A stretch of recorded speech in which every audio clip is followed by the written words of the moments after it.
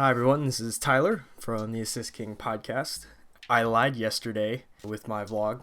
I said I would probably do these every 2 weeks as a replacement for my podcasts that I upload, but I think what I'm going to do now is I'll vlog when I feel like it, and as a replacement still for those every 2 weeks that we uploaded a podcast, if there is no podcast, I'll just have a shorter vlog with a few other people, but day by day, if I feel like talking about something, I'll do it.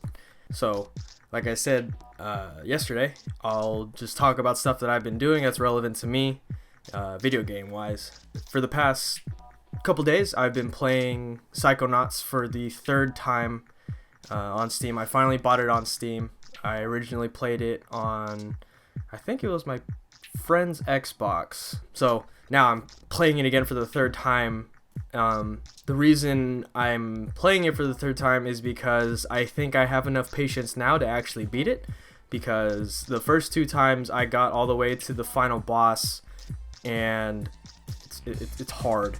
The platforming in that section is really tough. The boss patterns are pretty quick. If I remember correctly, you have to fight. I won't spoil it, but yeah, I was actually talking with Michael about that, and he said, yeah, that boss is really hard because of the platforming. I was like, yeah, that's probably what did it, because you're timed. Like, you have to ascend a huge thing within a time limit, but there's no time limit visually. You just have this thing chasing you scaling up this thing, and it's super stressful.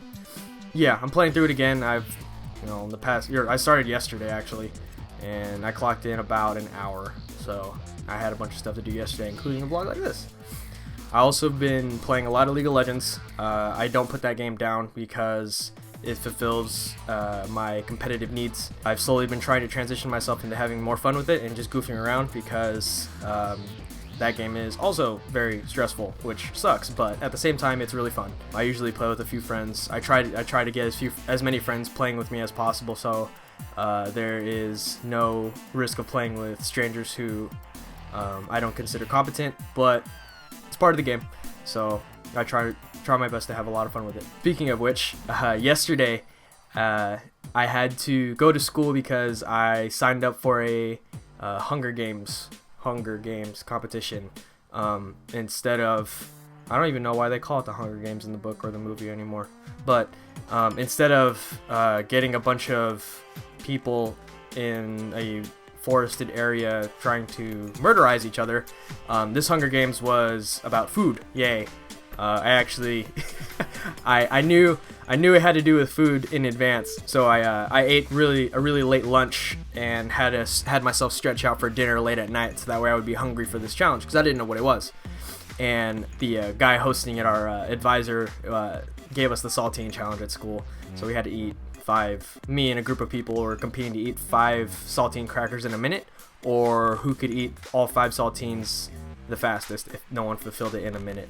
The point of the story is that before I left, I was marathoning a little bit of League of Legends with some friends of mine, and I think it was about an hour and a half before, no, it was about an hour before I had timed myself to leave the house in order to be there early, as opposed to right on the dot or late. I invited one of my classmates to play a game with me and a few other friends, and he was like, dude, I gotta take the light rail to school, so I don't think I have time for this game. I was like, dude, don't worry about it, we'll have enough time.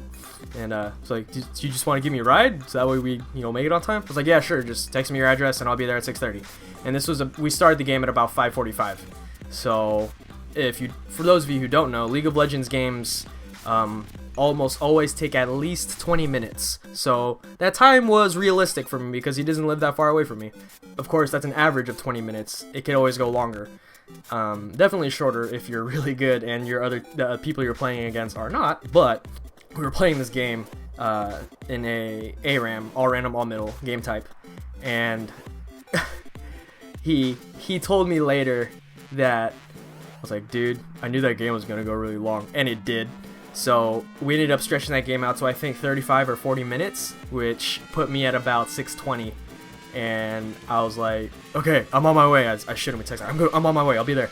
And So we finished the game. We ended up losing because we were having a really good time, and everyone knew it. It was it was pretty fun. Like for those of you who play League of Legends, I was playing Darius. I ended up rolling a Darius random, and I just would go for I would go for their Xerath every single time and try to execute him because he was able to like maul every single team fight because how well he was built and how far ahead he was getting in kills and stuff. So he was really fed, and it got really difficult to kill him because I would have to get past like 3 tanks just to try to disrupt him, not even to do it.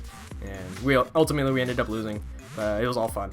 It got to the point where my friend texted me his address, and he gave me a few instructions just so he would lead me in the right direction, because I have an iPhone and Google Maps sucks, or excuse me, Apple Maps sucks. I should fix that. So I drive the opposite direction of where he lives from my relative to my house. So I called him a few times like, dude, should I be going in this direction? He's like, oh no, you should definitely go the other way. So I was like, okay, alright, flip a UE, go down the freeway and take the exit that he told me to, and I ended up in his neighborhood. So I'm almost there, and I have about 15-20 minutes to get to school to be on time for the event. And I ended up there on time, but I was going around this neighborhood. I think I went up and down the same street like 4 times trying to find his house, and I ultimately picked him up, and we take the freeway, and we got there on time because we hit. I parked in the parking garage, and we ran the whole way to the auditorium that the event was taking place.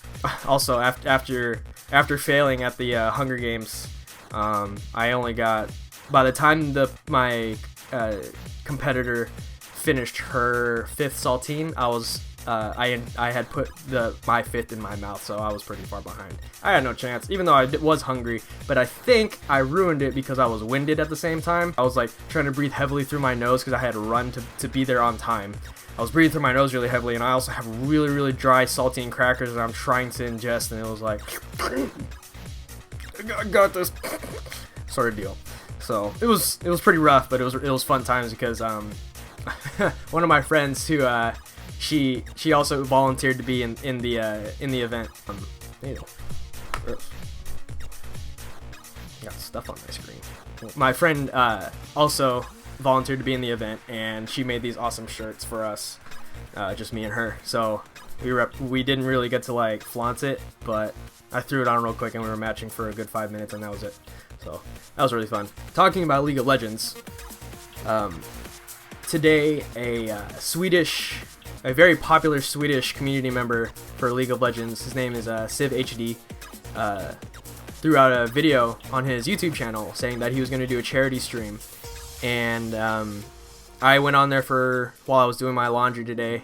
I went on there for about 2 hours, and I was just watching. I have no money to contribute because I'm a starving art student, go figure. I was watching, and it got me to thinking, because as much controversy as the video game industry has surrounding it, whether it be positive or negative, there are plenty of things that can bring on a lot of negativity, definitely. Whether it be violence that is blamed on video games, violent video games, or some questionable content being put into a video game. GTA is a great culprit. We talked about that in one of our podcasts, how controversy constantly surrounds the GTA franchise because of the mature content they put in, but they make for good adult games. We'll leave that aside. But back to CivHD's live stream, he was having this charity event for Save the Children, and he was just trying to reach a goal of $50,000 in 10 hours. I don't have any perspective or reference for how much $50,000 is, because I don't make money myself, at least that much anyways, but that's a lot of money, I could say that much. And in 10 hours is also something, I guess it's realistic, because he was at 4 hours and he got 5 hours now, and he's halfway through. So damn, right? He's doing this just for the sake of raising money for a charity through a video game, because he has a very notable following, whether it be live streaming or on his YouTube channel, and it's all this stuff is like, wow, one day, if I ever have the chance to do something like this, I will take that chance, because selflessness is an amazing thing. So what's really impressive about it, though, is the contrast in the League of Legends community specifically. In any MOBA community, it's known that there are very toxic people and players within the community, because it's so competitive and people want to win. You can't really stop that desire to be successful in a video game, and that's totally normal. There are people who kind of take it too far and will be very negative in ways. And what's great about that contrast that I saw today is that one guy brought at the point where I stopped watching, he had about 68,000 people watching his stream concurrently.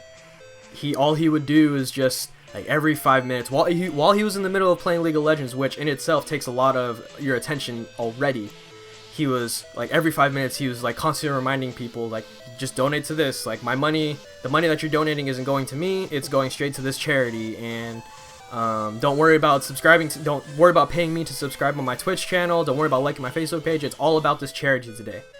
And that's nuts. He 4 hours in, he got halfway. I was like, it was awestruck. I was awestruck. I was breathless, and I was lost for words of how impressive this feat was going to be. He was talking about he's a Swedish guy. I'm gonna try my best to do a Swedish accent here. Watch. In the charity wars, it's Russian. Okay, I'll stop. But in the charity wars, I will be noted for my service in the charity wars. It's crazy how much support one guy, who obviously was already really popular, let's face it, the one guy was bringing thousands of people together from a community of people who are notably very mean all the time, but he was bringing all of these people together, doing something selfless, positive, for something he has no actual attachment, I figure, no physical attachment to. Whether, I doubt he has any family members or anything like that. I have no idea, but I'll just make that assumption. But he was just doing this from the goodness of his heart. There was no ulterior motive or anything like that. That's crazy that a video gamer who does nothing that I know of, at least, I didn't look too much into it, but all he does is play video games, and he used that as a way to make a selfless act for the sake of making a selfless act, which to me is something I would aspire to at some point in my life, on a grand scale like this. The point of all this is, the point of this story and this my analysis of this is that for all of the negativity that potentially and has surrounded the video game industry, there are always these nuggets, big or small, that redeem video games as a entertainment medium. If we have this bad thing that happens in one game, that same game can produce something fantastic and magical and selfless and impressive. And that's something that is great about video games as being an interactive medium. Granted, you could get a similar sort of deal out of movies, books, artwork, whether it be like a painting or a drawing or anything like that. But with video games, it's interactive. And that's part of the reason why I like doing the Assist King podcast. It's because it's interactive. It's something that you have a very unique experience that, though it may be similar to someone else's, you picked up something that is unique to yourself when you play a video game. So, shout out to CivHD, who probably will never even watch this video, but he has done something that both impressed me and inspired me. So, I'll leave you with that.